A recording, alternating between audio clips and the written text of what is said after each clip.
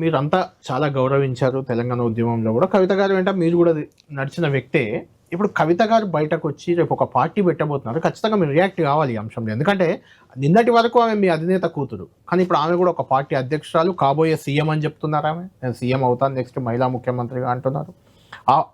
ఇప్పుడు మిగిలిన బీజేపీ కాంగ్రెస్ కంటే కూడా కవిత గారి వ్యాఖ్యలు, కవిత గారి పార్టీయే మీకు థ్రెట్గా మారిందంటే ఏం చెప్తారు?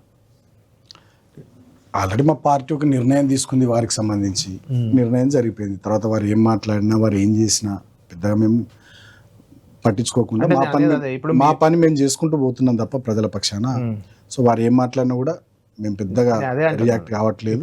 మా పని మేము చేసుకుంటూ ముందుకు పోతున్నాం. మీ వ్యాఖ్యలు మీరు చెప్తున్న దాన్ని బట్టి చూస్తే రేవంత్ రెడ్డి గారు, ఈవెన్ నరేంద్ర మోడీ గారు, లేదంటే ఇంకెవరో నాయకులు అపోజిషన్ వాళ్ళు మాట్లాడితే చెలరేగిపోయే బాల్కసుమన్ లాంటి వాళ్ళే కవిత గారి మీద రియాక్ట్ అవ్వడానికి ఇంత భయపడుతుంటే మిగిలిన లీడర్లు ఎలా రియాక్ట్ అవుతారు? కానప్పుడు ఏంటి, కవిత గారు చెప్తున్న అంశాలన్నీ నిజాలే అని జనంలోకి వెళ్తే అది మీకే కదా డ్యామేజ్ అని నేను అంటున్నాను. ఇప్పుడు జనంలోకి వెళ్తున్నాయని మీరు ఎందుకు అనుకుంటున్నారు? ఎవరు మాట్లాడినా వెళ్తాయి కదా. నేనేమంటున్నా, ఎవరు మాట్లాడినా జనంలోకి వెళ్తాయి కదా. నేను ఒక విషయం చెప్తున్నా. ఇప్పుడు మొన్న పంచాయతీ ఎన్నికలు జరిగినా, ఇప్పుడు మున్సిపల్ ఎన్నికలు జరిగినా, తెలంగాణలో రాజకీయంగా ప్రత్యామ్నాయంగా తెలంగాణ ప్రజానికం ఎవరిని చూస్తున్నారు?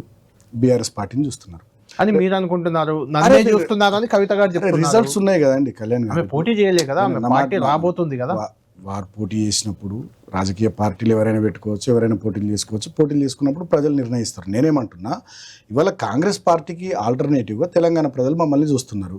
సో మాకు రిజల్ట్స్ అట్లా కనబడతా ఉన్నాయి, పంచాయతీ ఎన్నికలు కానీ మున్సిపల్ ఎన్నికలు కానీ. కాబట్టి మేమే ఆల్టర్నేటివ్, రేపు గవర్నమెంట్లోకి రాబోయేదే మేము.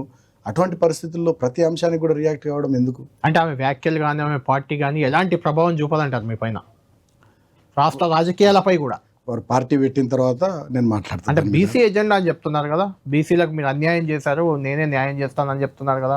సరే, బీసీలకు మేము న్యాయం చేసినామా, అన్యాయం చేసినామా? కాంగ్రెస్ న్యాయం చేసింది, అన్యాయం చేసింది వాళ్ళ ప్రజల ముందర ఉంది కదా. ప్రజల ముందర ఉంది కదా. ప్రతి అంశం మీద మేము రియాక్ట్ అయినాం, మాట్లాడినాం, కొట్లాడినాం. ప్రధాన ప్రతిపక్షంగా అసెంబ్లీలో కానీ బయట కానీ మా పని మేము చేస్తున్నాం. అందుకనే ప్రజలు పంచాయతీ ఎన్నికల్లో కానీ మున్సిపల్ ఎన్నికల్లో కానీ మమ్మల్ని ఆల్టర్నేటివ్గా చూసారు కదా. బీజేపీనో ఇంకోరిని చూడలే కదా.